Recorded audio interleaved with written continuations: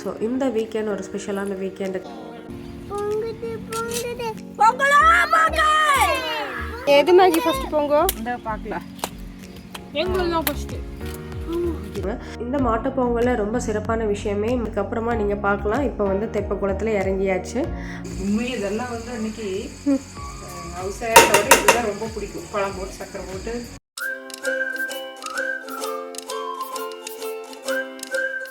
வணக்கம்ங்க, welcome back to our channel Sambandhi Samayal. ரொம்ப நாள் கழிச்சு இந்த வீடியோவில் நம்ம பார்க்குறோம்.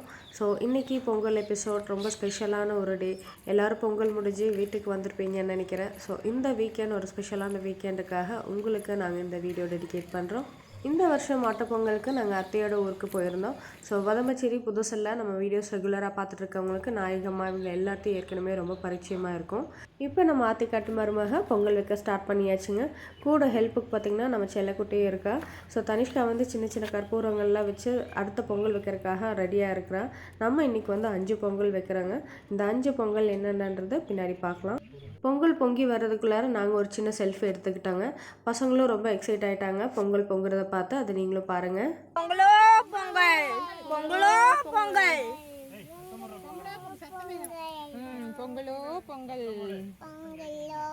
பொங்கலோ பொங்கல், பொங்குது பொங்குது, பொங்கலோ பொங்கல், பொங்கலோ பொங்கல், பொங்கலோ பொங்கல், பொங்கலோ பொங்கல், பொங்கலோ பொங்கல்,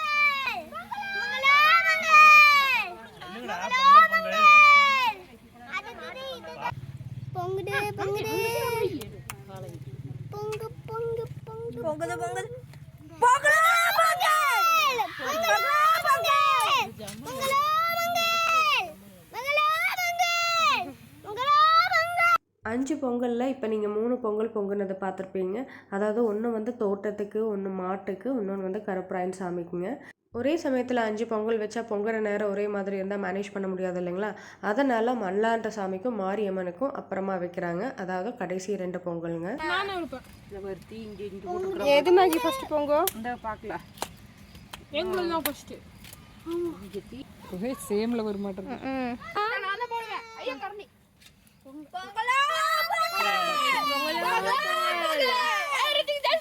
நான் சொல்லவே இல்லையே.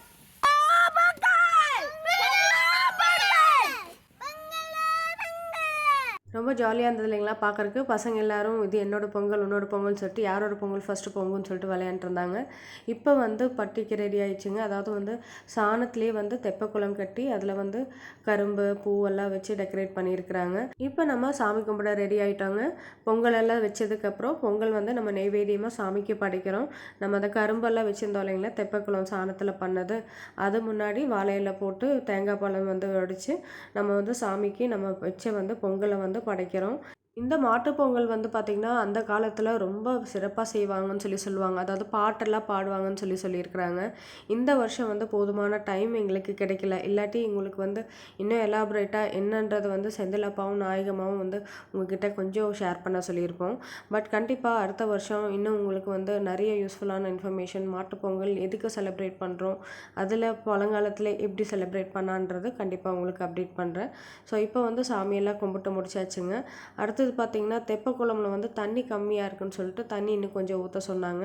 இந்த மாட்டுப் பொங்கலில் ரொம்ப சிறப்பான விஷயமே மாடு வந்து இந்த தெப்பக்குளத்தில் இறங்குறதாங்க. ஸோ அதுக்காக போதுமான அளவு தண்ணி இருக்கான்னு சொல்லி செக் பண்ணிட்டோம். இப்போ வந்து கருப்பராயன் கோயிலுக்கு வந்திருக்காங்க. நம்ம செஞ்சு வச்ச பொங்கல் வந்து கருப்பராயன் சாமிக்கு படைக்கிறோம். இது முடிச்சதுக்கப்புறம் நம்ம வந்து மல்லாண்ட சாமிக்கு போக போகிறோங்க. மல்லாண்ட சாமி பார்த்திங்கன்னா தோட்டத்துக்கு முன்னாடியே வந்து வச்சுருப்போம். இந்த சாமி என்னென்னு பார்த்திங்கன்னா எல்லா தோட்டத்துலையுமே காவல் தெய்வமாக இருக்காங்கன்னு சொல்கிறாங்க. ஸோ இந்த சாமிக்கு கண்டிப்பாக வருஷம் பொங்கல் நம்ம செஞ்சு ஆகணுன்றது வழக்கம். அடுத்தது விழாவின் நாயகன் வர போகிறாரு.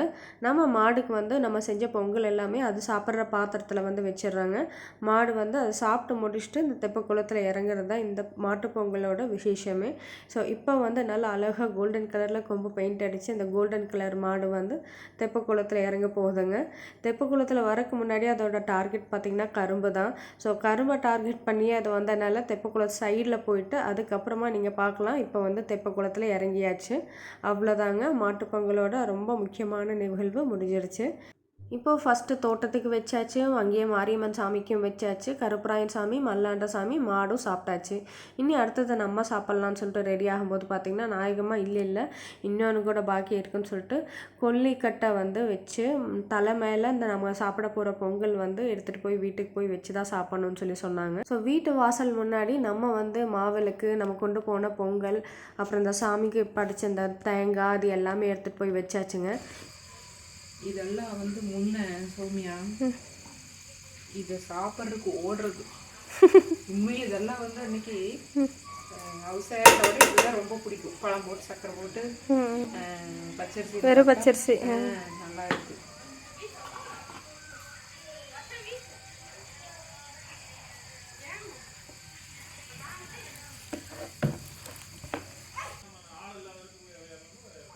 சூடு சூடு.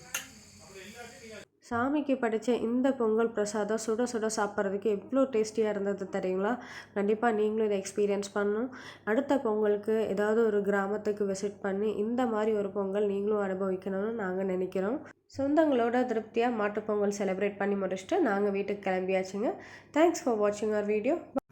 எங்கள் சேனல் இது வரைக்கும் நீங்கள் சப்ஸ்கிரைப் பண்ணிங்கன்னா கண்டிப்பாக சப்ஸ்கிரைப் பண்ணுங்கள். எங்கள் வீடியோஸ் பிடிச்சிருந்தால் லைக் பண்ணுங்கள், கமெண்ட் பண்ணுங்கள், ஷேர் பண்ணுங்கள்.